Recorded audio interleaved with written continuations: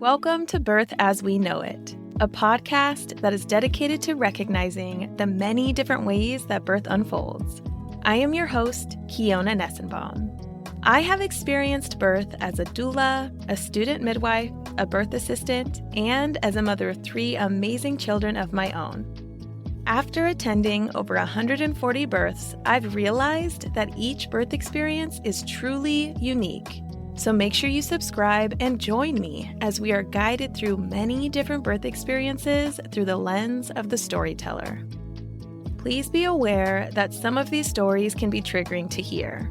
So feel free to pause, take a breath, and come back and listen whenever you're ready. With that said, let's prep ourselves to dive deep and get detailed about what really happens in the birth space.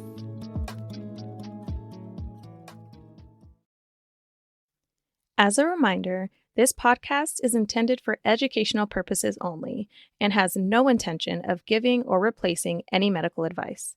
All advice that is given on the podcast is from the personal experiences of the storytellers. All medical or health-related questions should be directed to your licensed provider. Before we dive into this episode, I just want to say thank you so much for tuning in to the Birth as We Know It podcast. I truly appreciate you tuning in and hearing all of these amazing stories right alongside me. If you want to become part of the awesome community, you can go to birthasweknowitpodcast.com/community. It is a Facebook group as of now, and it is totally free. And I would love to hear your input on episodes or just talking about birth and learning about everything alongside all of us. In today's episode, we are going to be talking to Mariela, and she shares her stories of her 2 pregnancies that led to 3 babies because one was a singleton and she also had a twin pregnancy. And the interesting fact is that during this twin pregnancy, she was diagnosed with breast cancer. So she talks about what it's like to go through that journey of treatment and everything while pregnant and immediately postpartum. If this episode sounds interesting to you, after you're done listening to this one, I highly suggest that you check out episode 64 with Melissa, and she talks about her 2 experiences as well, her first birth being a singleton and her second one being twins. All right, let's dive into this episode with Mariela. Hello, everybody, and welcome back to the Birth as We Know It podcast. Today, I am excited to be talking to Mariela Guerra. Mariela is going to be sharing the birth of her son, Zacharias, as well as her twin girls, Serafina and Magdalena. So welcome, Mariela. Thank you so much for coming on today. Hi, it's nice to meet you. Yes, I am super, super interested in diving deep into your stories because, one, your children are far apart for a reason. So Zacharias, you said, is 14 years old. Yes. And your twin girls are 5. Yes. And in your guest request form, you had said that your first experience was what made you decide you were one and done. Oh, yeah. He was born with colic. That right there. Like okay. that's a big one. That's Mm-hmm. just, I was really traumatized. With that said, what we're going to do is we're going to dive into the very beginning. And let's talk about your conception with Zacharias. What was that like for you? Oh, goodness. It was unplanned. We had just gotten married, so we were like maybe a year and a half into marriage. You know, newlyweds, having fun, early 20s, super relaxed. And I had broken my ankle, and we didn't have a medical insurance. So I was just paying for my birth control out of pocket, and it became like this inconsistent thing. And I fell pregnant with him, which I didn't feel too bad about too, because I had cousins who were having children at the same time, and it really gets those mommy hormones going. Like you smell them, you see them, you're like, yes, all of it. So I was thrilled with him. So we didn't try, but we also were half-heartedly trying not to, because we're newlyweds. We don't have much of anything. So we were trying to get settled before we even thought about it, and then just kind of happened. And I was happy and oblivious to what it really could be like. Right. Yeah. So it sounds like Zacharias wasn't necessarily planned, but also not unplanned. It was kind of just going with the flow and very much having fun in the process. Yes. Beautiful. Okay. Yeah. So What was it like when you found out that you were pregnant? What emotions were going through your mind? Oh, goodness. Holy crud. Oh my gosh, I was so excited. I had experience caring for children. My sister had 3 children before I got pregnant with Zach, and I helped care for them. So I felt like an old hat, like just, oh yeah, you hold them, they sleep, they feed, it's so easy. And my niece who was born before him, she was a unicorn child, okay? Like she was one of those born happy, slept well, drank her formula, no problems with her tummy. I remember one time I went on a date with my husband and I was caring for her. I literally plucked her out of the crib, put her in the car seat, drove to the restaurant, set her up, was talking, ordering, eating. She's asleep the whole time. When she filled on her sleep, she got up in a good mood and ate anything I had on my plate. And I'm like, I've got this. It's me. Mhm. This is so easy. Right. And then Zach was born. Yeah.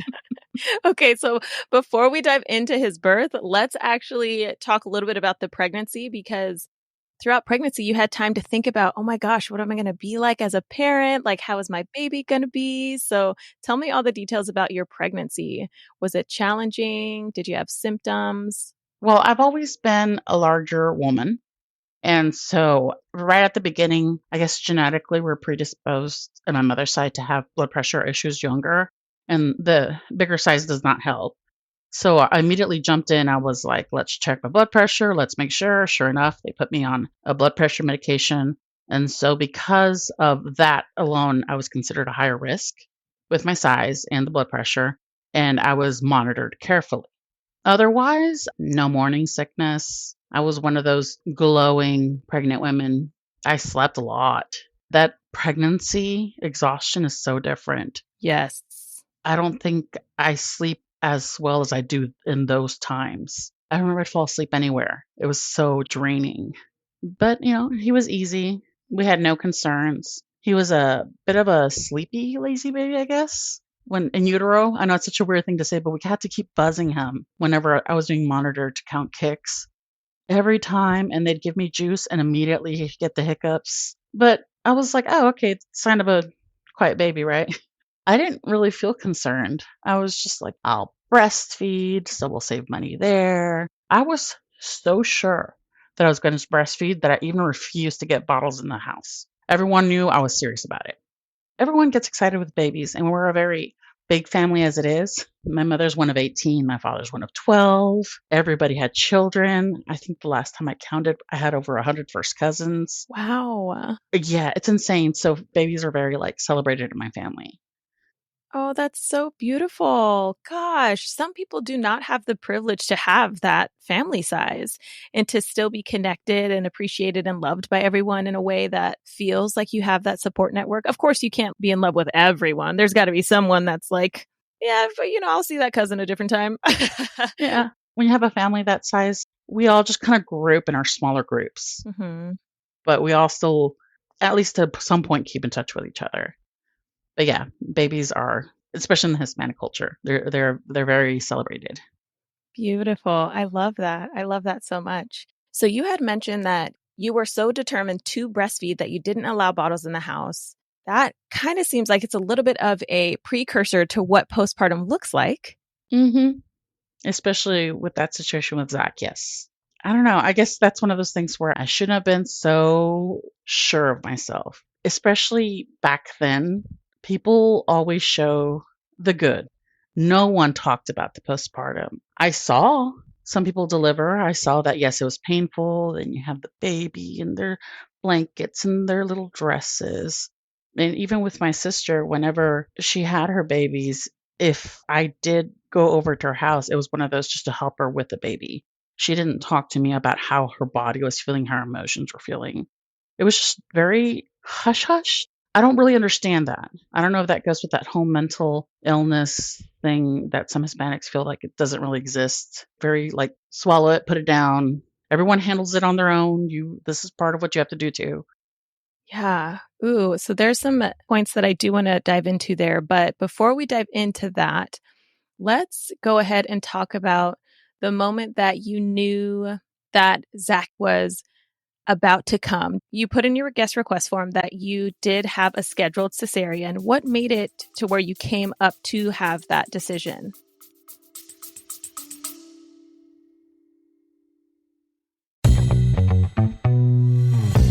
Want to learn more but short on time?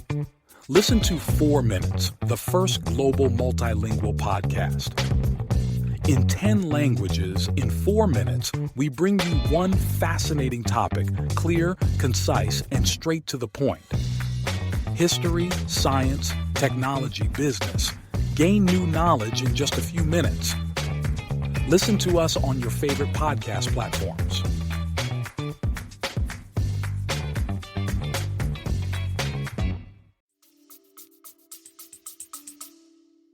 Even though I was on a medication, I did retain a lot of water with him. I had trunk legs, like Mm. beautiful glowing up face, and then you go down my waist, you're like, "Oh, are you okay?" Like, I just swelled so bad, and then my blood pressure was controlled, but not as well as they would want it to be. So I just asked for full term. I was like, "Can we at least get to 38 weeks?" Yes, it's not looking amazing, but technically nothing's spiked or gone crazy. I feel okay. So the doctor did.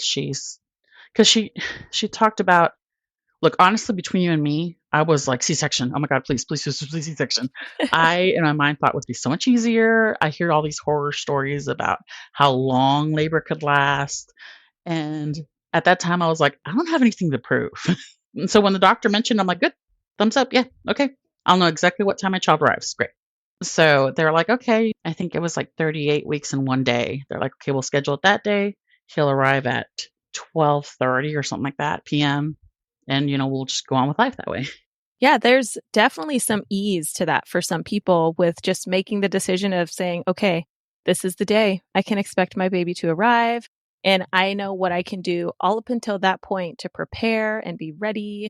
And we're going to go from there. So that is a very valid decision to make, of course. One question I have is with your blood pressure kind of being on the higher side and your providers kind of watching that, did they ask that you take baby aspirin throughout your pregnancy to kind of help? No, not at that time. No. I see that more often now, Mm-hmm. which makes me wonder. I'm like, why not me then?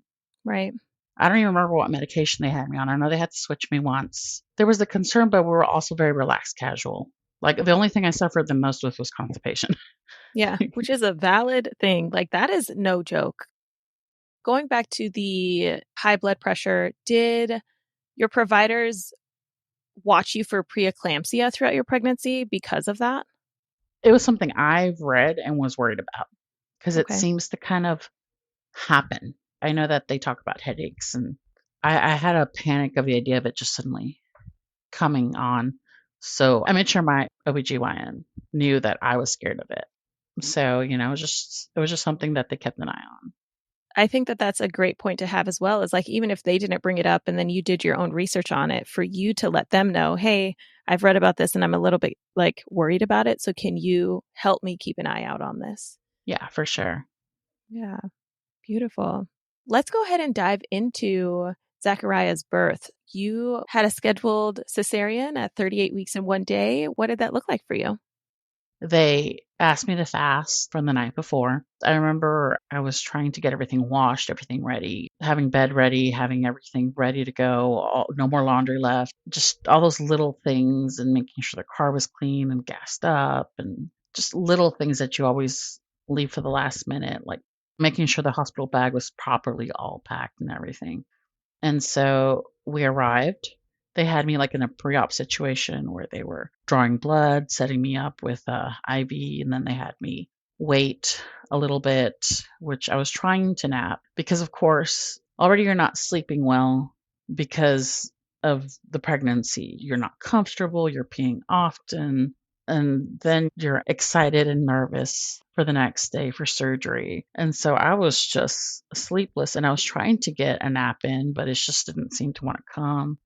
So I just laid there for a while quietly. And then they gowned my mother and my husband. They're the only two I wanted in my C section. They wheeled me in. They gave me the epidural, which was easy for me. And then they laid me down. And whenever they give it to me, the epidural, I felt like my legs were falling off the table. It's such a weird sensation. I suddenly had no control of anything underneath. And then they tied me down. It almost feels like you're crucified. And I know they're doing that to avoid you injuring yourself. I felt separate from that part of my body with the sheet and everything because I also didn't want to see anything. You don't Mhm. want to see your insides during a Right. C-section, but it was very wild. And my mother and my husband sat next to my head, and then they pulled Zach out. He cried immediately, and we were just kind of laughing. We're like, "Oh, he's angry that we woke him up." And it was just, oh, it was awesome. I still remember my husband was so excited because, this whole idea like, what? We're barely grown ups and somebody trusted us with a child. Right. Oh, and he's so little. And I remember they took us to that, what is it called? The hour room where you get a chance to bond with baby. Mhm. And at the time, I was trying to be nice with my in laws because they wanted to see a baby, but I'm like, I don't want you in there with the C-section. So they're in there with me at the first hour, which I regretted that. Mm. I was like, I really should have put my foot down and had a moment to just bond with Zach and my husband. And instead, I felt like I was kind of like waiting for them to leave so I could try nursing and such. And so I felt very stressed about that. But as soon as we got into the room, they took Zach.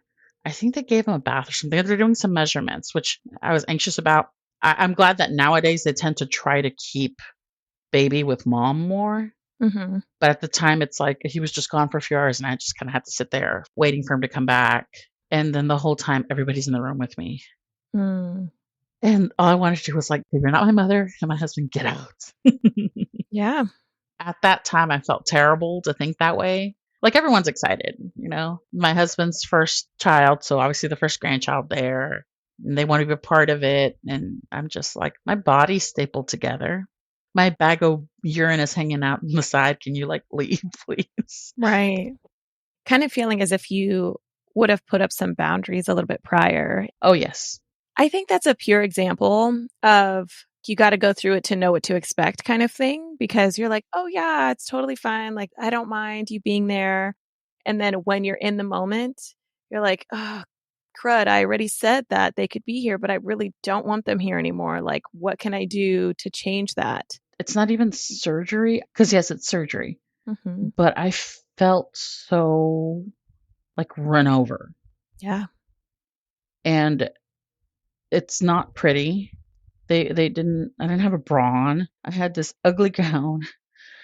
And then, I'm just like, I'm trying to, because yeah, they take care of you, but you also have to take care of baby right after the C-section. Mm-hmm. So it felt very, oh, I felt, Vulnerable. yes, but also sloppy in a weird way. Yeah. Yeah. And it's like, I don't want to be sitting anymore, but you have to sit there and your butt feels numb. It's terrible. It sucks. It's like being on a long bus ride. Yeah. It's not a really awesome place to be sometimes. It's different if everybody that's there has a role and the intention to be supportive in some way rather than just gawking and oohing and awing at the fact that there's a baby.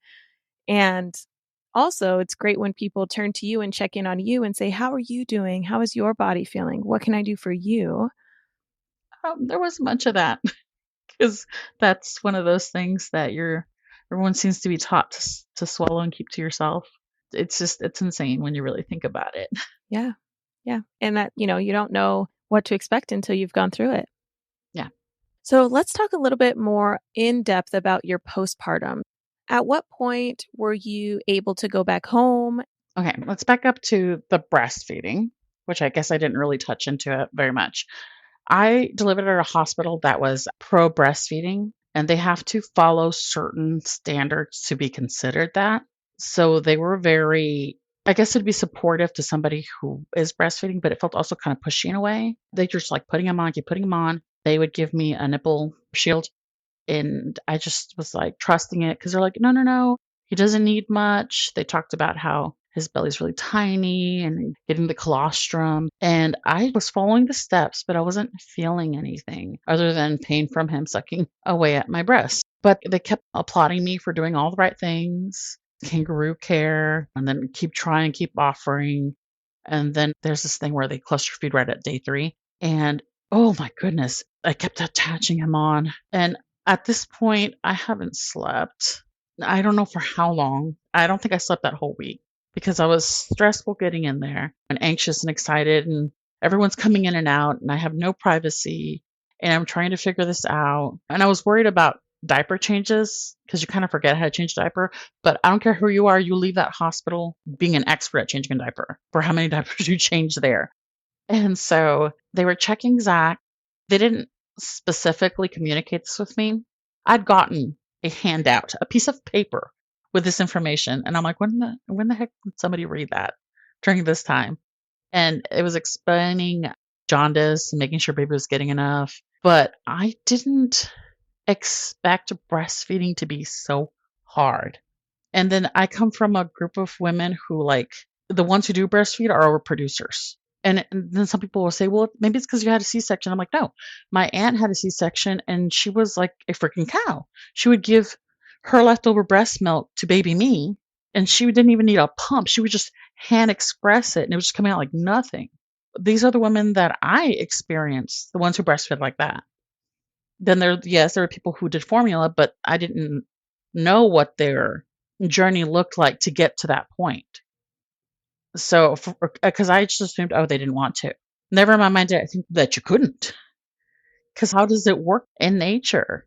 So they were checking him for jaundice, and I don't remember the numbers too well, but I remember he was right at the cusp of being too high to be released. And since I was doing everything right, they're like, send her home. And I was released on a Friday, and I was ready to be home. And I kept doing everything I was doing at the hospital, but he kept crying. And we were newlyweds, so my husband was waiting tables and like he had a second job. So he didn't get paternity leave. He literally, it's like, I can help you these many days and I have to go back to work.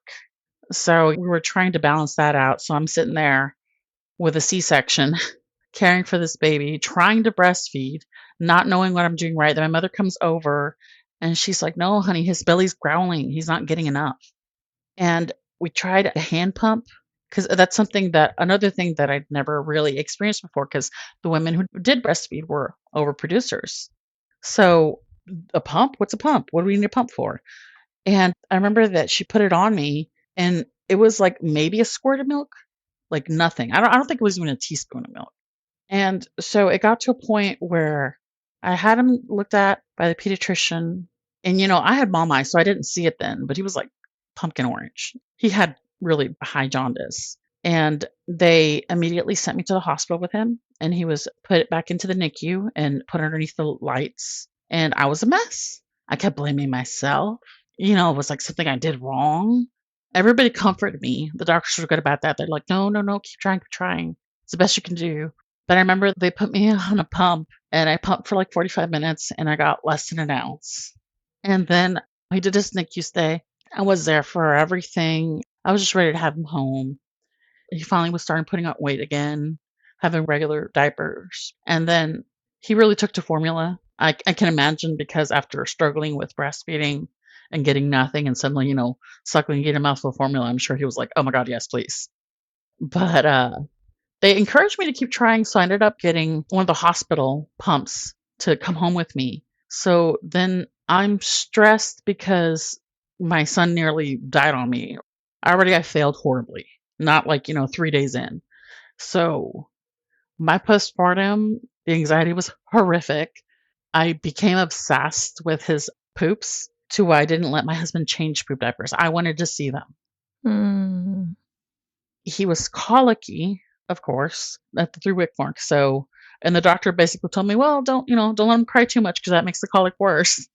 What kind of advice is that? Yeah. What is that? Oh my Lord, it was insanity. So my husband and I basically ended up taking shifts of staying up with him because that's all we could do. And I was so neurotic and stressed about everything that instead of going to bed and sleeping, I would be on the floor next to him asleep while he was holding the baby because I didn't want to miss anything. Talking about it now, I see that I needed antidepressants or something because I was so scared and stressed and anxious. I didn't want to be away from him. And I remember that I would pump for 45 minutes and I would get 1 ounce of breast milk, so half an ounce per breast. I was mixing it in with this formula, so I'd still get that birdseed poop. And I was like, okay, I'm doing it. And then that moment he switched from 2 ounces to 3 ounces, it was more formula than breast milk, and then his poop changed. And I couldn't see the breast milk birdseed poop they talk about anymore. So I was really heartbroken because I felt defeated because I was pumping 45 minutes every time and I wasn't getting more than an ounce. And I think at that point, I realized that he would need formula. And I was so heartbroken. I didn't realize I had put so much value on being able to do that. My husband would come home and he'd see me cry and he's like, what is wrong with you? And he's so healthy. Look at him, he's happy. And I'm like, you don't understand. I don't know. I don't know if you can understand as a man. But I was very sad during those times. But the colic finally went away. He was a really beautiful, happy little boy. I was still neurotic. I had a lot of anxiety. I would catch myself sitting next to him while he napped, making sure he wouldn't turn his face down. Now, in hindsight, I'm like, that was the biggest red flag. You should have been getting help. But those things you don't talk about. And when the doctor asks you the questions of how are you, do you feel like hurting yourself for him? Well, no, of course, no. I don't feel like hurting myself for him. It's like, are you feeling sad sometimes? I'm like, what do you mean? I'm not crying anymore. So I just answered those questions. I don't know. I don't know if I was convincing myself that I wasn't feeling those things. And they're just like these brief questions that happen at their milestone appointments. So I just continued on, trucking with postpartum depression and postpartum anxiety, things that I was experiencing and not telling anybody about. Because to me, I was like, this felt normal. Right. Which is insane to say it out loud now. And so finally, I decided that even though I had big dreams of having at least 4 kids, that this was good enough for me. I barely survived it. He was this chubby, beautiful little kid. Oh my gosh. I had the most fun with the toddler years. Still to this day, if people say toddlers are terrible or this and that, I'm like, oh, no. Give me 10 tantruming toddlers over a newborn. I know how to make them happy. Right. Take them outside to play. Give them a snack. We're good. That's all they want. With a newborn, it's a little more difficult. It is. It absolutely is. So I want to touch on something here because I hear the emotion and see the emotion on your face of what you went through when it came to breastfeeding and experiencing anxiety and depression without realizing in the moment that that's what was happening. And I don't know if anybody has told you this yet. It's been 14 years since Zacharias was born. Yes. But I just want to say, with just hearing your story and seeing how much emotion you hold to that, I want to say that you are a badass, okay? Because you gave it your all. And I can hear that you gave it every single ounce that you had. And I want to let you know now that it was enough. You are not a failure. Zacharias is 14 years old. You did amazing. And I barely know you, but I can hear the commitment and determination in your voice that is something that you really fought for. So don't discredit yourself on that. No, thank you. Thank you. I've grown and I understand. And even when I decided to start formula feeding, I called myself his appetizer. I would slap him on. So he had something to notch on while he waited for the bottle to warm up. I love that. That is beautiful. It did help with the colic. I don't know why. As soon as I would put him on, he would start just passing gas like crazy. It's funny. I mean, like I said, it's emotional now when I think about it back then, just because I feel sorry for her. And it was unnecessary. It didn't have to be like that. but I didn't understand that aspect because nobody talks about it. Or at that time, nobody talked about it. And even now, there's so much, I don't want to call it ignorance because it sounds mean, but people assume so much and don't realize that breastfeeding is such a sensitive topic for some people. Absolutely. And even the ones who nurse well struggle. And it's a lot of work. So when I hear about moms nursing till they're 2 or whatever, I'm just like, that's amazing. And then there's so much shame involved with formula feeding, which I'm like, but okay, but what are the options? You either can or you can't. Right. And I think that's really important to mention because, there are some people that make the choice to like not even try breastfeeding and go straight to formula feeding, or they make the choice to breastfeed and it doesn't work out the way they intend to. Every single choice that a person makes is a valid reason for them to make that choice. And it's so hard because it's so easy for people that are not in the situation to assume that they know what's right for the person in the situation. And they say, well, if I was in that situation, I would have done X, Y, and Z. When really, I doubt it. So it's definitely challenging. And it's so easy for people to say and put their opinions in on how you decide to do what you do. But you're here today and you made a lot of really tough decisions to get to where you are right now. And I love the appetizer analogy. I think that's great. It's a positive way to look at that situation because it's exactly what it is, that positive moment of still being able to give them a little, because Yeah. that was important to you. And so I think that's great. Thank you.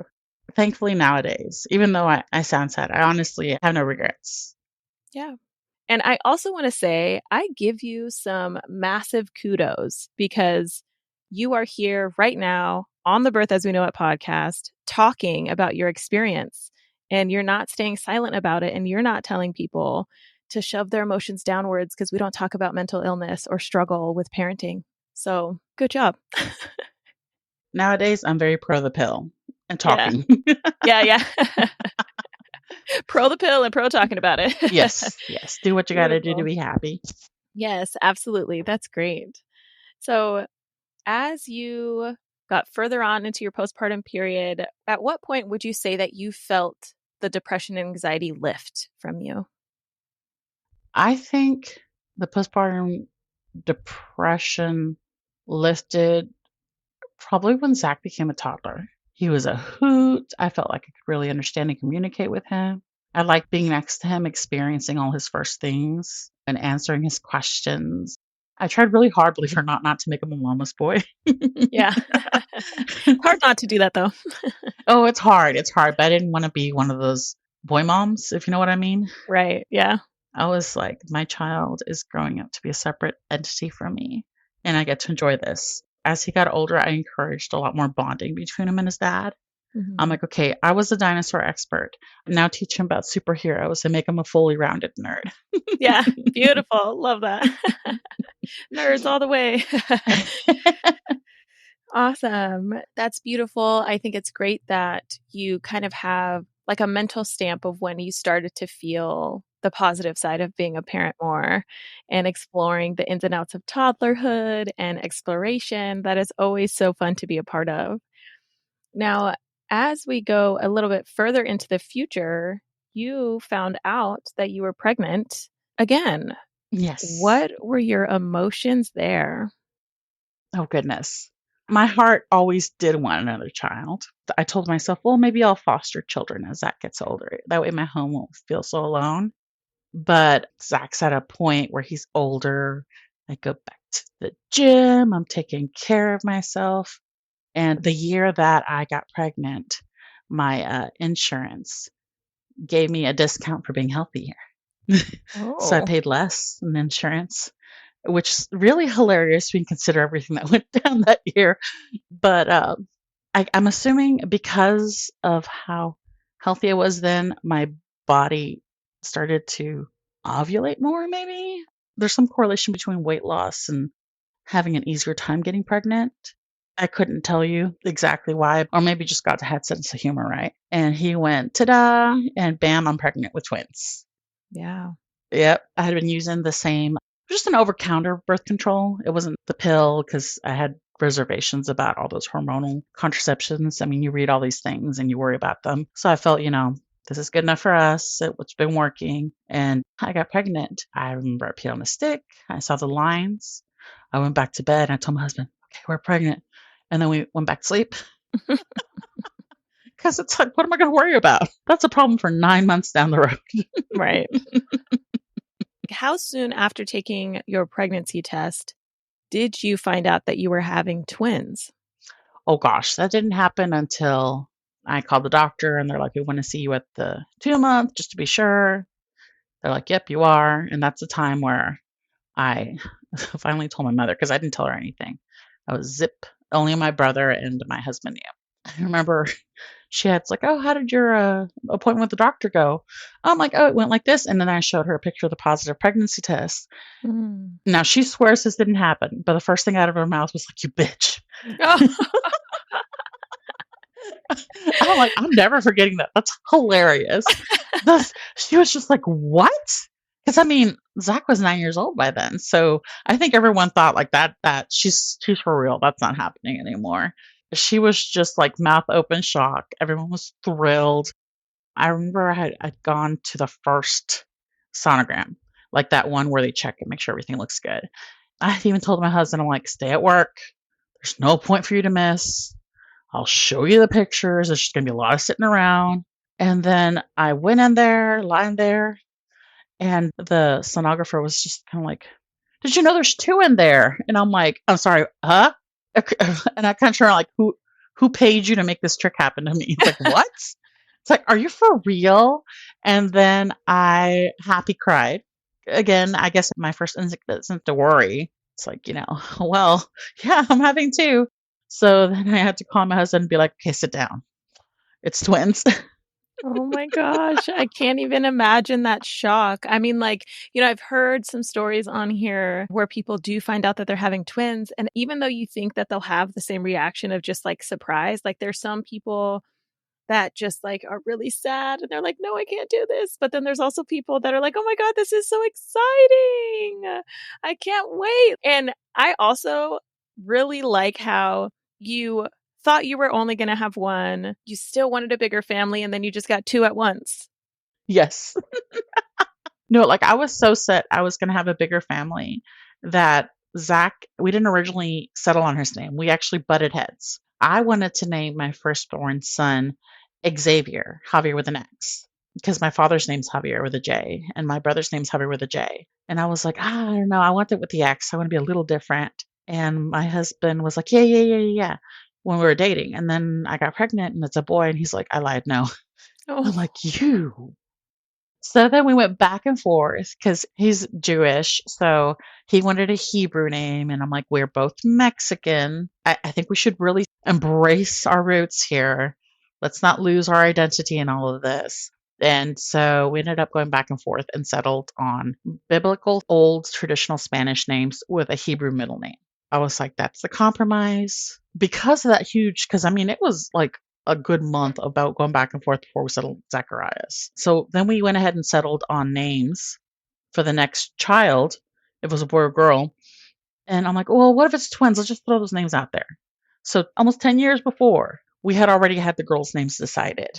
Wow. Yes, I know. I was like, that's so funny. Why would you even think, what if it's twins? And so we had all those, we had the boys' names decided and the girls' names decided in case that were to ever happen.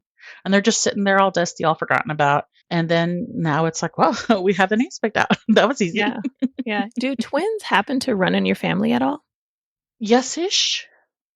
Again, my mother's mother had 18. So she had two sets of twins. And of all those 18, only one woman had one set of twins. And of all of the over 100 first cousins that I have, only me and my cousin, who actually I grew up really close to, we both had a set of twins about a year apart.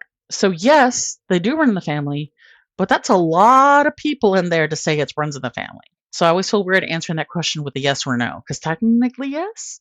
Yeah, technically, yes, it's true. They are within each of the generations, right? Yes. It's just not as commonly produced throughout all of the, based off, like, statistically, there is a very, very small amount of people that did conceive twins. Yes. And they're all fraternal. No, nobody has identical twins in our family. Wow. Yeah. It's amazing the way that things work out, right?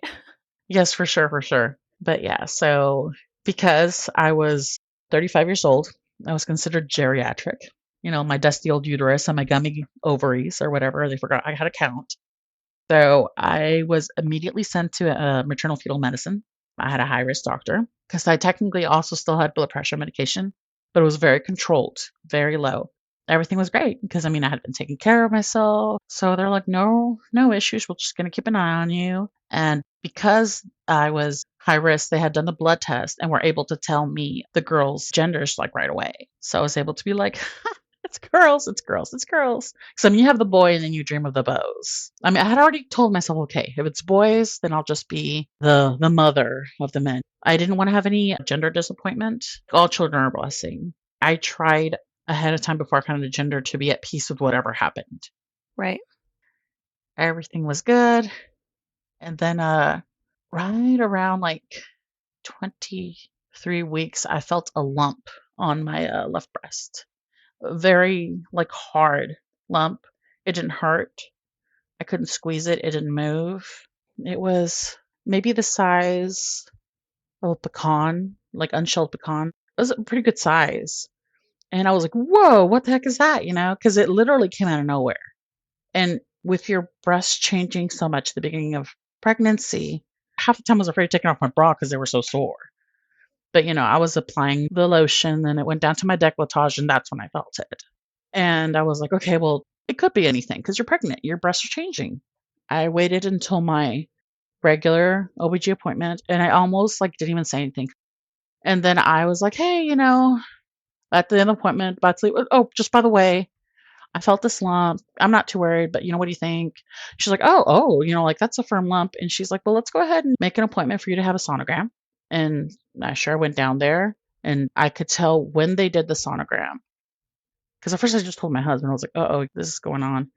And when they did the sonogram, can't tell you anything, but I could tell immediately that the doctor was like, this is cancer. He didn't say it, but his face said it.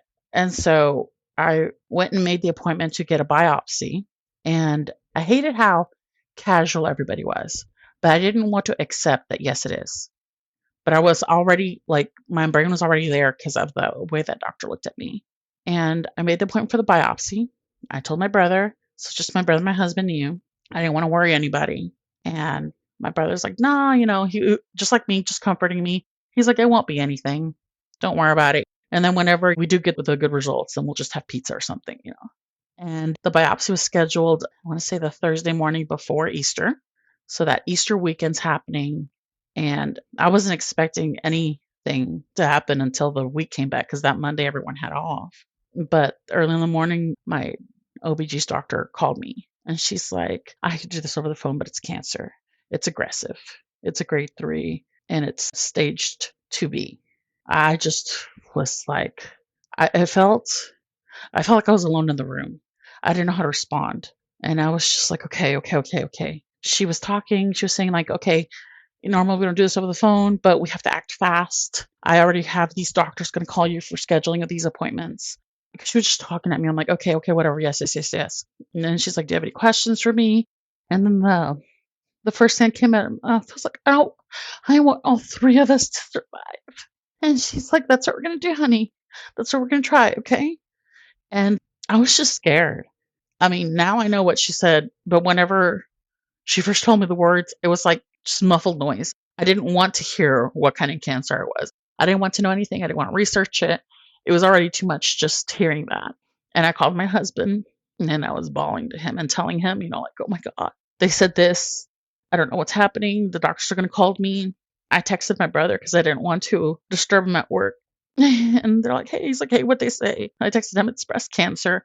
And I remember immediately he called me and he's like, no, are you playing? And I'm like, I don't know what's going on yet. But immediately, doctor's appointments, doctor. I got scheduled an appointment with a surgical oncologist. And then I had my appointment the next day with the maternal fetal medicine doctor. And I was trying to act like nothing was happening. I took my son to his dentist appointment that day. And then they had me schedule his appointment for 6 months out. And the whole time I'm writing it, it's like, am I going to be here to take him? As I'm putting this appointment, I'm just like, because I don't know what that means. And my brother came home early because he's like, I can't work right now. And we were sitting there talking. And I was just like, how am I going to leave my children without a mother? How am I going to do this? And there's a lot of tears. He helped me tell my parents. And we were all just stunned. My sister came over and we were all just sitting around the room. It was a very somber. I hated it. I hated that day. It felt like I was at my own wake. Mm. But I mean, what do you say? I didn't have answers. I didn't have anything. I remember that night I was wiped. I fell asleep immediately. And I had my appointment the next day with my MFM. And it happened to be that my regular doctor couldn't see me. I got seen by a different doctor who was herself a breast cancer survivor, who had survived the same type of breast cancer I had. I was a hormone-positive breast cancer. So literally the hormones involved with pregnancy were making my cancer grow fast. Mm. And that's why it showed up out of nowhere. And she sat with me and she comforted me and she told me, your babies are perfect. They're right on track. You're at a right gestational age where we can start chemotherapy right away. And she just gave me all of these like comfort and statistics saying that this is not the end. You're in a good place where we can battle this. And immediately I went to go see my surgical oncologist, and he was a very big comfort. He was like, okay, bad news is this is a very aggressive cancer. It is growing fast, but good news is because it's aggressive and fast growing, it's more unstable and easier to attack. It's more likely to respond to the chemotherapy. Oh, God, it was insane. There were times where I'd be coming from one doctor, going downstairs to the next doctor, and being called to make a third appointment. I had appointments all the time. And I immediately got a port placed. They cut right here next to my heart and placed a machine that they would be able to put the chemo straight into, and it would be sent straight to my heart and dispersed from there. I still remember going into surgery, and I was like telling the surgical oncologist, I was not his first pregnant woman with breast cancer, but I was his first pregnant with twins one. So I'm like, okay, I'm special then. First one. And I got that done. And then I had to call my medical insurance to try to pressure them to start chemo faster. Because, apparently, I don't know, I guess they thought I was doing it for fun. I'm just like, Yeah. Isn't it insane? I had to call them like twice. And then they finally like, okay, we pushed it through. It's approved. You can start chemo. I was like, yay. And then my brother demanded he was going to take me to all my appointments and infusions because we're trying to avoid my husband missing too much work because we're trying to get money together to get everything dealt with. And I had even thought about trying something called cold capping, where they put like this frozen almost helmet over your head to try to avoid a hair loss. But I was afraid of spending any money on it. My mind was like, okay, well, the babies are coming. This is unplanned. We have to just hide these pennies, get ready for this moment when they come home. So my brother took me to my first infusion. And I remember we were about to walk in. He lifted his t-shirt. He's like, look, Mariela, we got you. And he had gotten an emergency tattoo appointment. And he had the breast cancer ribbon with my name on it tattooed on his ribs. And I'm like, oh my God. Because he does all black and white tattoos. And he has this one hot pink tattoo with my name on it. I'm like, oh, you're so sweet, blah, blah, blah. But also lame. Now any tiny woman sees it, they're going to be like, who the hell's that? That's a true sibling response. Like, oh my God, I love you. Thank you so much. But also, what are you thinking? But yeah, so we went in.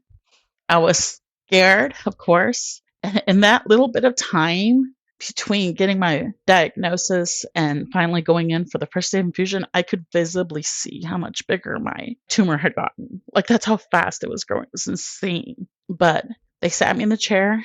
They put, they call it the red devil. That's what it's called because it's bright red. I forgot what other chemo was involved in there. But they put it straight into my port. And I had to keep chewing ice and sucking ice to make sure the inside of my mouth would be numb so I wouldn't get mouth sores. Mm. There were so many little things like you don't ever hear about. Like before I started chemo, I had to change my toothbrush out. I had to go for more sensitive toothpaste. I had to get a special mouth rinse. They discouraged me from flossing. Just all these random things that you never think about just because the way that chemo works, it's attacking all your fast dividing cells, which is how it attacks the tumor. But that includes your entire digestive tract lining, your skin, your hair, nails. But I went in, I was drinking a ton of water. Like at first, I had started drinking a gallon of water, but by the middle of my chemo, I had switched to 2 gallons of water daily. Wow. Isn't that insane? Like I say it out loud now. I was like, what? But I'm already a tall woman. I'm a larger woman. I have more mass with these babies. And then the chemo, I need to get it out of my system. So I was just guzzling water nonstop. And my brother sat there and we were just like, the infusion went in. It was good having him though, because we're so dumb. All we did was laugh. We're cracking each other up, the dumbest things. I remember he'd try to play, what was it? He'd be playing a number game and I'd be like sitting there answering for him over the shoulder. He'd be like, stop. Or he'd color, or we'd laugh about something. Oh, we'd be like, God, why is everyone so serious in here? Because we'd be the only one laughing, but it's like, well, duh. We all have cancer. Yeah. But also that's beautiful that you got to have that, because if you just sat in your sorrow, even though that's also a valid thing to do, is sitting in your sorrow and grieving what's happening in the moment. That is such a valid thing to do. And if you have the opportunity to laugh. Oh God, we did. We'd laughed a lot. We teased each other a lot. Yeah. That's great. Oh gosh, it drove me crazy though. You know how terrible it feels to walk into a room full of people and we're all fighting for our lives and they feel sorry for you? Because I walked in with this giant pregnant belly of twins and I had to sit down with everyone else and get my infusion. Yeah, that's definitely something to think about. I didn't even consider that. Oh, it's terrible. You're visibly pregnant. Visibly pregnant. There's not even a little like, maybe, no, I had twins. My stomach was sticking out like crazy. Sometimes my aunt would ask me, are you sure it's not triplets? Because they just they were just out. Big old They're just belly. out there. Yeah. Goodness. Okay. So I do have one question though. You said that your lump in your breast was more noticeable from the time of diagnosis to the first time you got chemo. Mhm. How much time span was that? And at what gestation were you when you went in for chemo the first time? Oh gosh, let me see. I got diagnosed at 25 weeks and I immediately got my port placed. So by 26 weeks, I had my port. And then it took me maybe like a week and a half to berate my insurance. So it's 27. So I probably started maybe like right at 28 weeks. I started my infusions. So you're telling me that this cancer was so aggressive that it went from not being able to visibly see but feel to being able to visibly see the lump in 3 weeks. Yes. Now, there is also a lot of swelling, Yes. of course. So your body's responding to it. But yeah, I couldn't see it. And then I felt it, it was larger. And then from that next time, I remember I took off my bra and it was just, I could see the slope where it was. And that's terrifying. Yeah. Because, I mean, especially at that point, I couldn't even get a CAT scan. I don't know if it's spread. It doesn't look like it's spread. They don't feel it in my armpit. All we know is because of the sides, I'm stage 2. I guess I could have gotten an MRI. Sometimes the insurance won't cover things unless there's more proof, more worry. Like, oh, I feel in the lump. Now we need to find out how far it's gone. Or what's the point? We're just going to start. It's really weird. Insurance is funny about that kind of stuff. There's times where I wanted a CAT scan and the doctor was like, insurance might not cover it. Are you sure? But at that time, it wasn't even an option for me. That does bring me to question, how did you have to do things differently since you were pregnant with the steps that you could take in order to slow things down? The chemo drugs were safe. My placenta protected the babies. By the time it went through my body, it went through the placenta, it didn't have effect on them. They were fully formed. At this point, you're just growing in size, right? Putting on weight, getting bigger. So everything else looked okay. And that's one of the reasons that with any kind of cancer and pregnancy, they try not to do any sort of chemotherapy until you're in your second trimester. That makes sense. Yeah. Now, ironically, I'm getting all these chemos done. I couldn't take a leave. I had to stick with Tylenol. So whenever I experienced joint pain from my chemo, they're like, well, you can do Singular, the allergy medication that helps with the swelling. Wow. Okay. Yeah, no, just little things like that. It's the cancer world. It's the cancer life. I'm laughing at myself because it's like, oh, wow, it has been 5 years. There's some things that I used to talk about all the time. And now, thankfully, I'm having a hard time remembering. Right. Yeah. Because for a while, I lived it. Right. That's all I cared about. It's all I researched about, which sucks because you have this giant shadow over pregnancy. Of course, for me, my girls are top worry. Are they okay? Are they growing good? Good. Then my treatment to make sure I'm still here. Like I just babies first. But everything else really fell by the wayside. Like I wasn't planning my baby shower. My sister jumped in and like all these daydreams I had about how it could look, about this and that. If it wasn't important, it wasn't in my mind. And so thankfully my sister jumped in. She planned a baby shower and then she made it early enough to where, because I mean, right after 2 weeks, usually most women will lose all their hair, like all just falls off. But because I was pregnant and with pregnancy, it can kind of fall off slower. So I was able to like clip on a ponytail, do some color, and then I had my baby shower a little earlier. So it looks like I have hair. I look fine in my baby shower picture.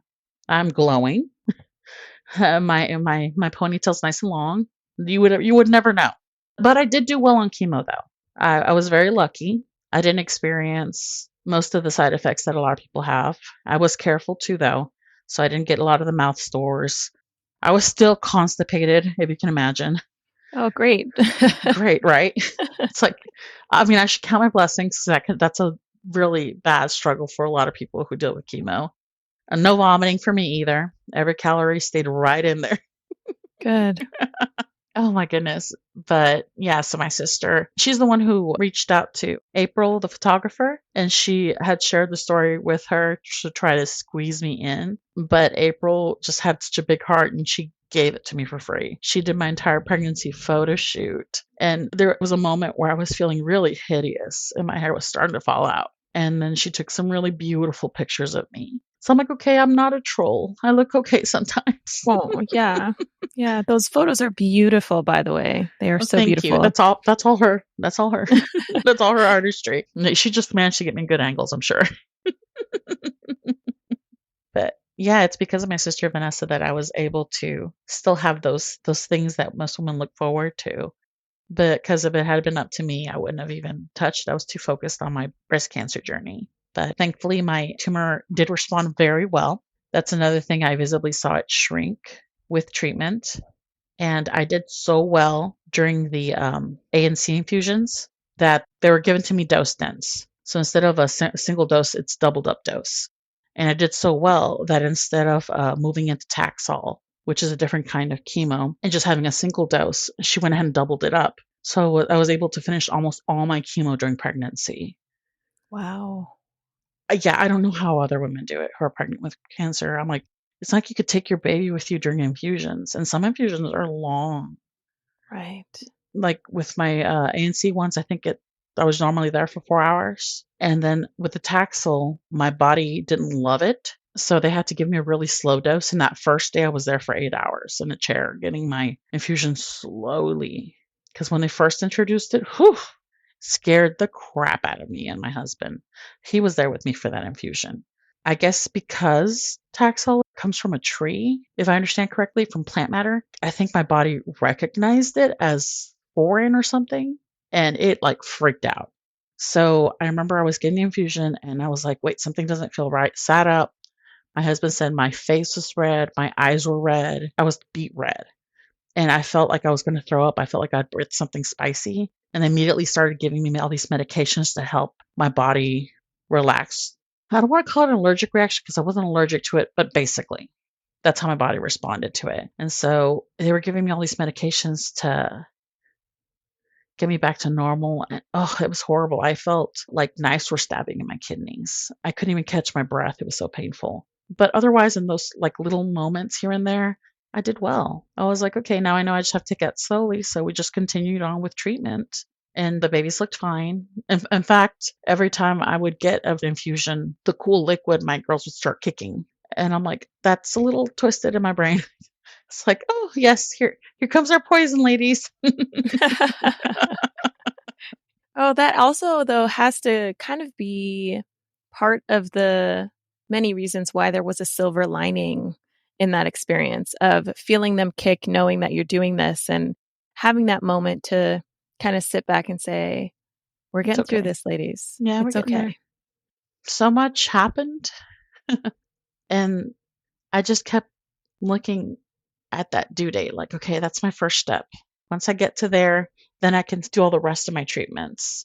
And so they scheduled me for a C-section. They didn't want any surprises. I had already had a C-section before. I'm sure that probably came into it. I was like, whatever is easier, whatever gets these girls out healthy. My surgical oncologist had offered me a month off of chemo to try and give me an option to breastfeed the girls. And with everything I went through that last time, I was like, no, I already have a lot going on. And if I skip this step, I can have my other treatments happen faster. So they don't need my nasty old colostrum that's been chemofied or whatever it is. I was like, yeah, let's skip it this time. So I had a C-section. They were born a minute apart. Serafina came out screaming. Maggie had some fluid in her lung from the C-section, so she went straight to the NICU, and they gave me Sarah directly. That was very difficult at that moment because I was like, my heart is split up into 3 pieces. I have one with me. My son is, I don't know where, being taken care of by somebody, and my other daughter's in the NICU, and I want to be with all 3 of them. Mm-hmm. It was very hard. And at that point, I was already bald. I didn't have any eyebrows. I spent so much time answering the nurses' questions because they're like, oh, you have breast cancer? Which that was nice, though, to be able to be like, nope, not trying to breastfeed. I have breast cancer. No boobs. We're good. It's like I had an easy answer because even then you still feel like you have to explain. So it was different from the first time. And I didn't feel guilt saying no. I really didn't. But it just felt kind of twisted that I still felt like I had to explain. Yeah. My first C-section I felt pretty easy considering. The second time around, I felt more pain. I think it was because of the chemo. I felt like a fried little turtle or something. There was no hair. Oh, fried little turtle. That's Oh, what I gosh. felt like. Oh, yeah. You just didn't feel like yourself. Oh, at all. At all. I mean, you already feel like a bit of a mess postpartum, or some women do, I should say. You walk out with your belly all crazy, your boobs are everywhere. And I didn't have that beautiful hair I get during pregnancy. I had bolt.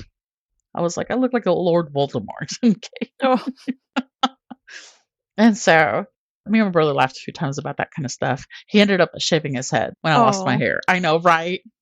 Your brother is the best. Oh, he's so much. Don't even tell him that. It's just gonna go to his head.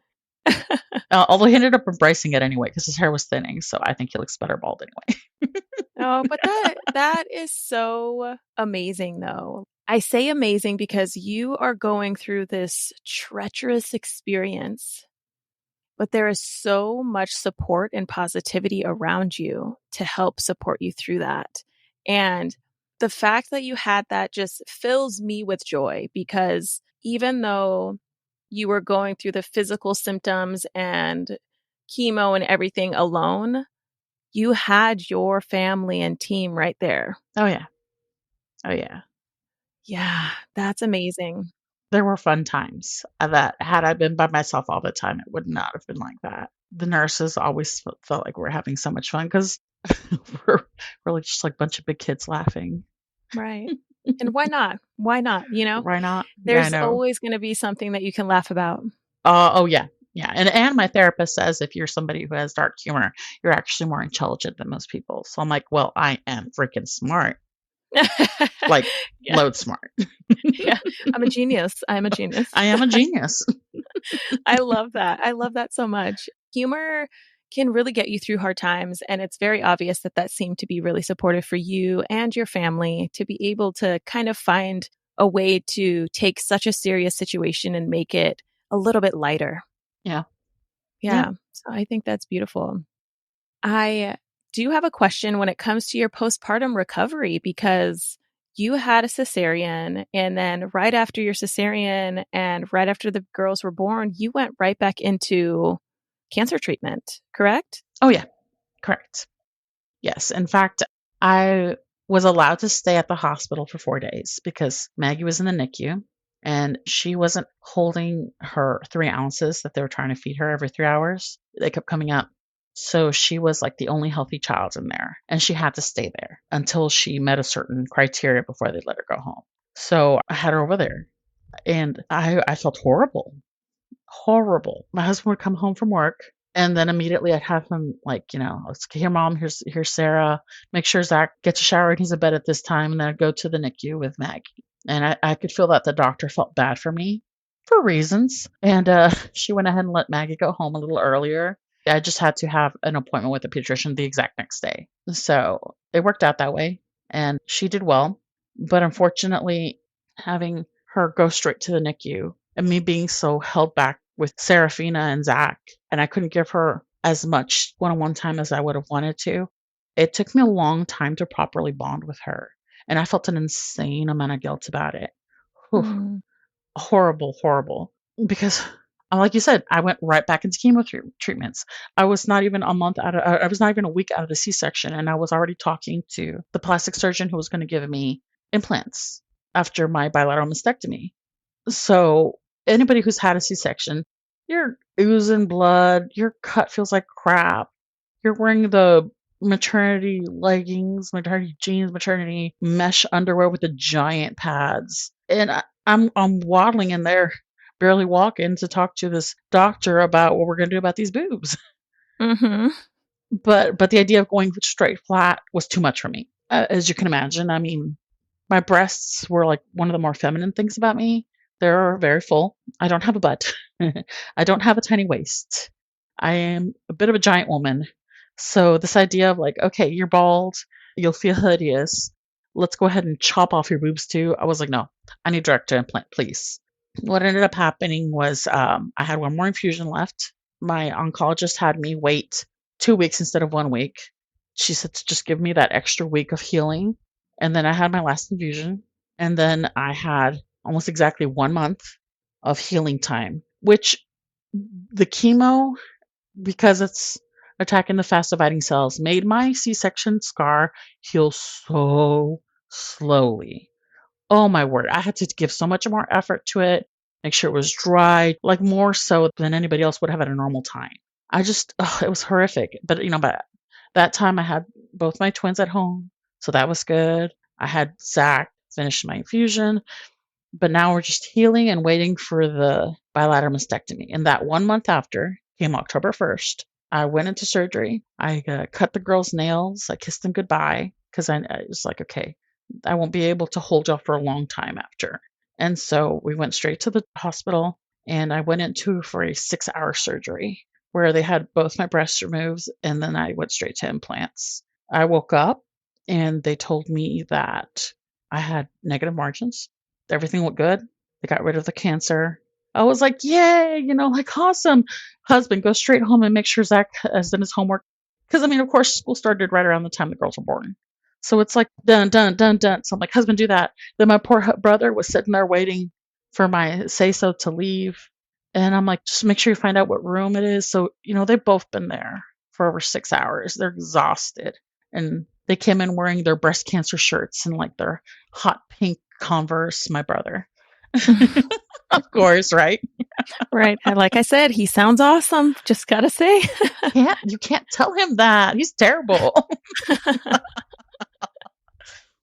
But yeah, so I remember I even sent him a picture. Like, trust me, I'm really close to my husband, but I goof off with my brother more because he doesn't have to care for children.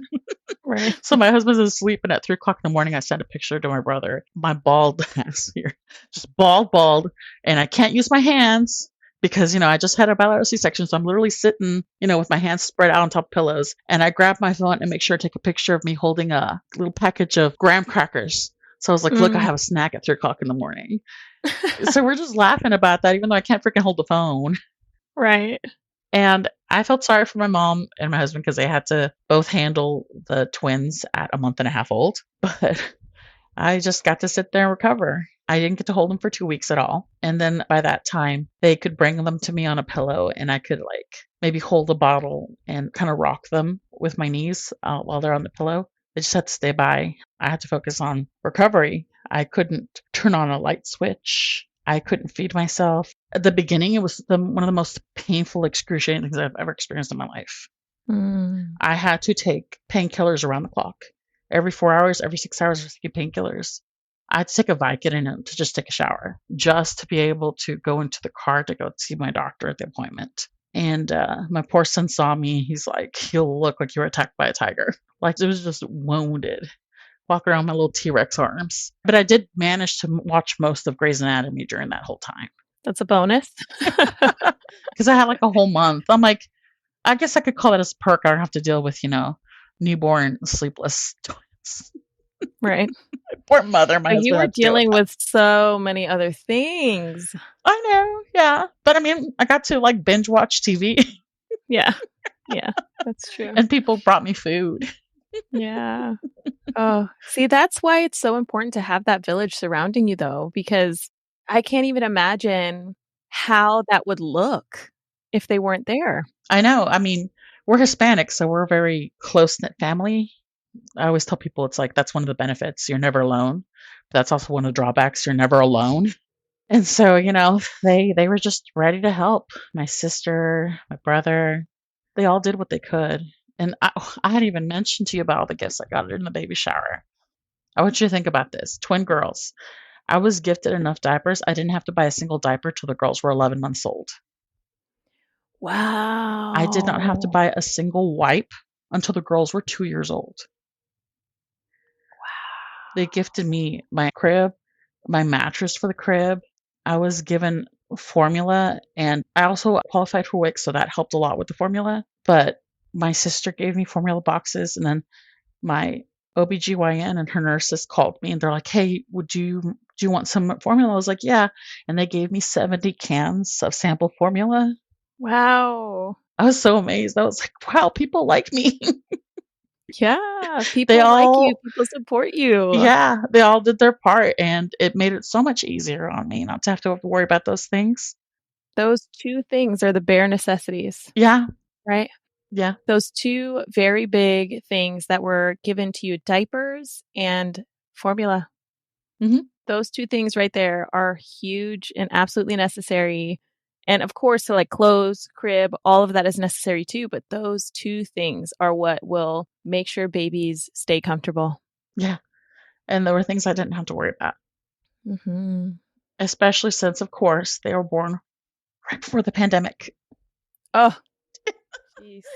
Yeah. Okay. Yeah. Because they're 5 years old now. Yep. So the month they turned 6 months old. That's when they shut everything down. Yep. But before we get to there, because I had my surgery. I had my bowel mastectomy. My mother went back to work after a month, and I was again watching twins. It was difficult because with a C-section, yes, my cut healed in a month, but really it takes a lot longer for all of that to really heal.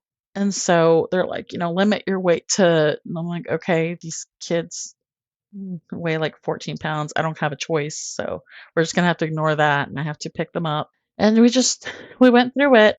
By November, I was able to talk to her label, but she was my radiation doctor. So I went to see her, and because my cancer was aggressive and I was so young, they figured that we needed to do everything aggressive treatment. So I finished chemo, I finished my bowel mastectomy, and then I rolled right into my radiation treatments. And I had to get microwaved for every weekday 28 times. That's why I call it microwave, because that's what it is.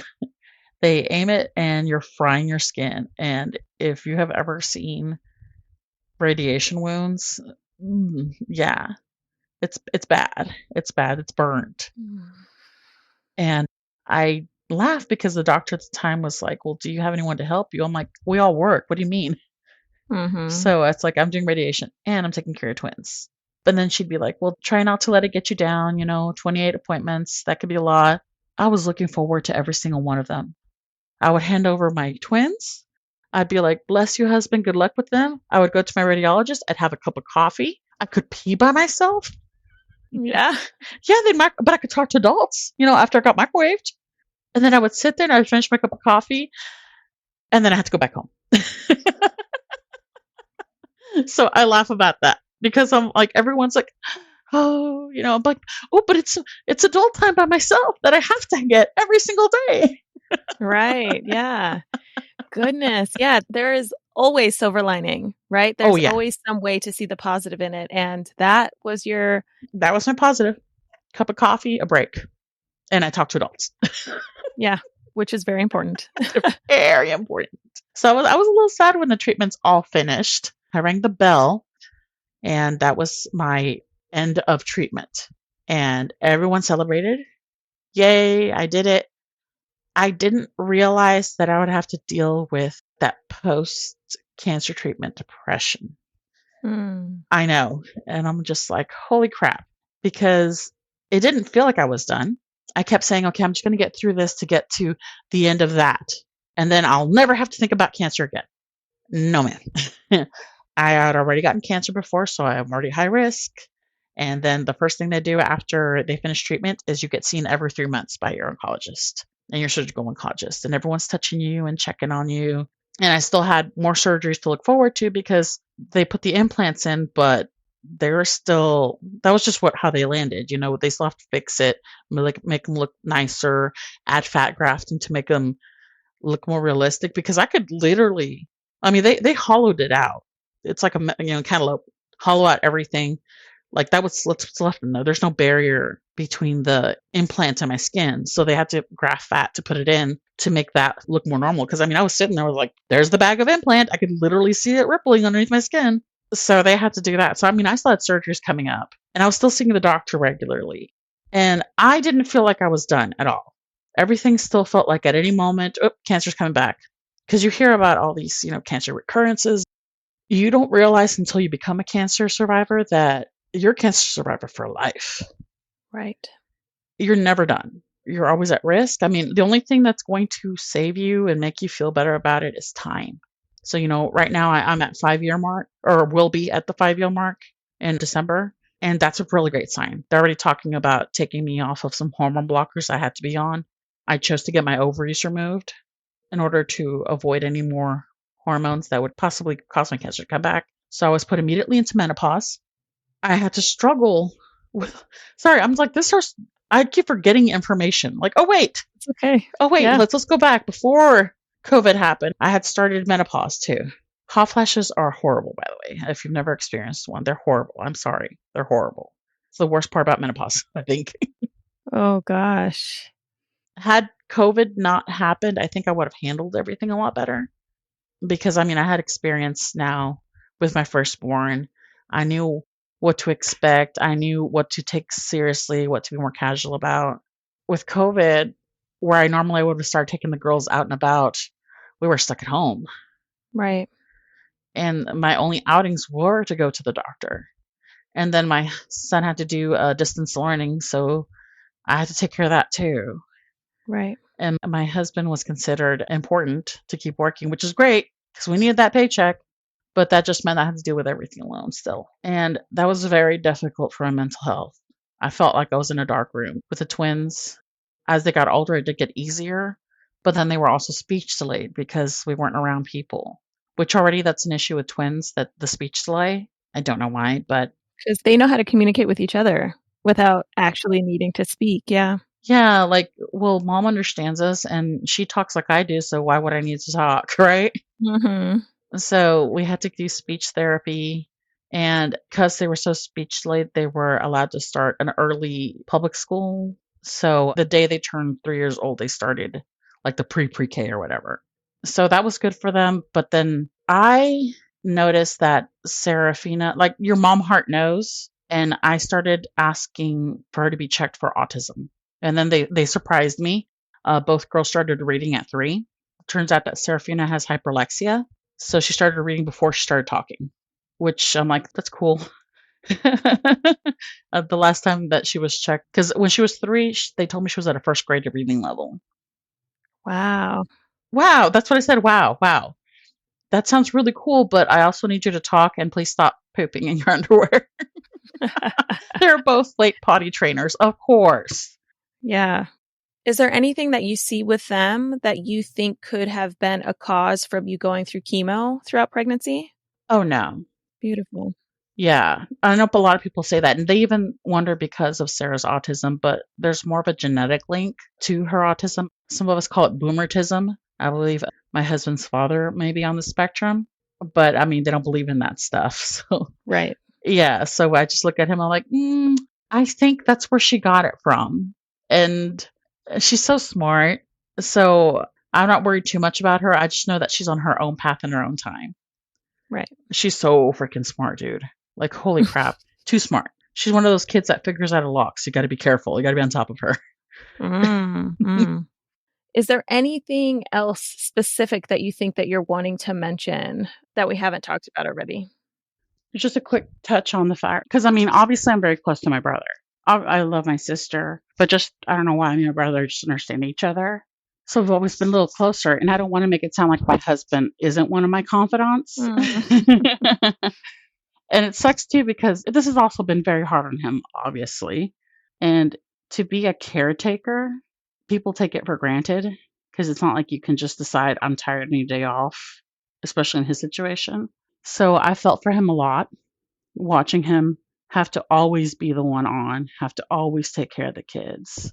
We're going on like 18 years of marriage, I think, 17. And there has been so much exponential growth that we did in this short amount of marriage time, because we've gone through the parents of multiples, which is already difficult. Breast cancer, spouse, that's another one that's difficult, usually has a high divorce rate. And then we went through COVID together, and I was in a bad place, being stuck, scared with everything going on. So I just wanted to make sure to highlight the fact that he was a badass. Yeah. I was able to laugh with my brother, but I was able to cry with my husband. You know what I mean? And he was possibly the only safe person I had for that, because I always felt like I had to be such a strong person for my family. And I want to make sure to give him the credit for that. Although he didn't get a tattoo with my name, so. Right. How committed are you, right?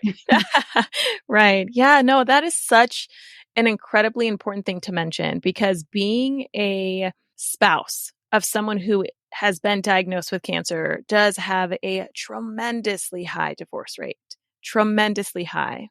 And you are sitting here telling me that he stuck through it with you. You guys went through it together. You did pregnancy with multiples. You did cancer. You did COVID.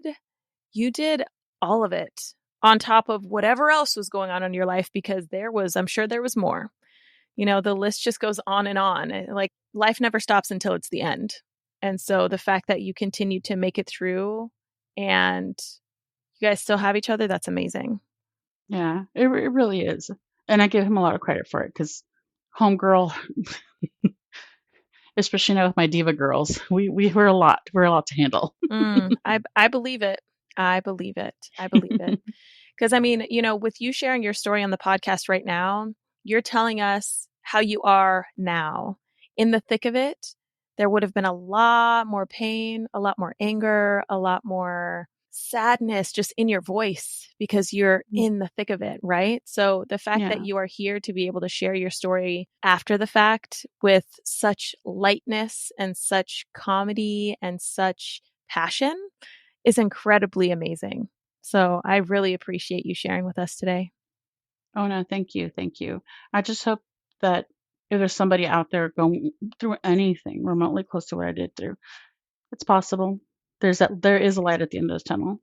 Yes, absolutely. Absolutely.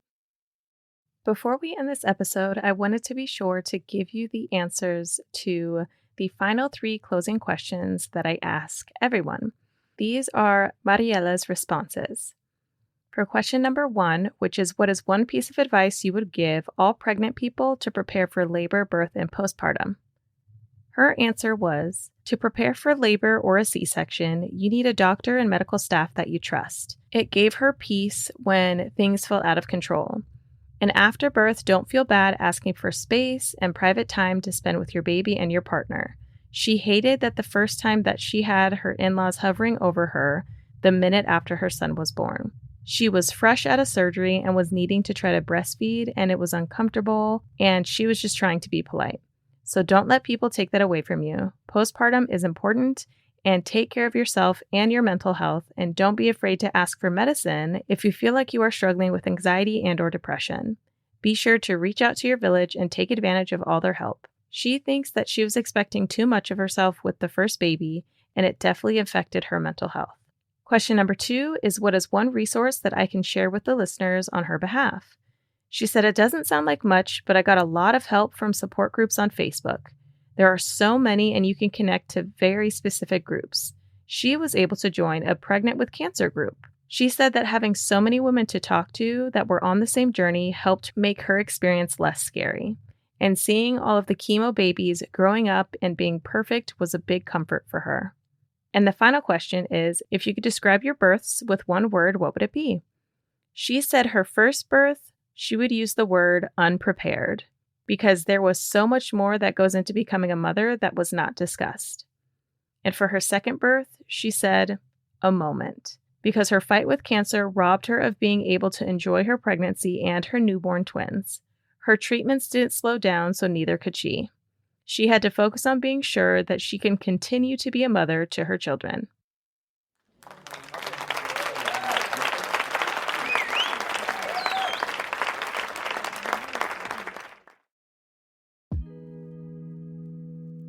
All right, Birth as We Know It family, if you have made it this far, you know that this episode was full of so many things.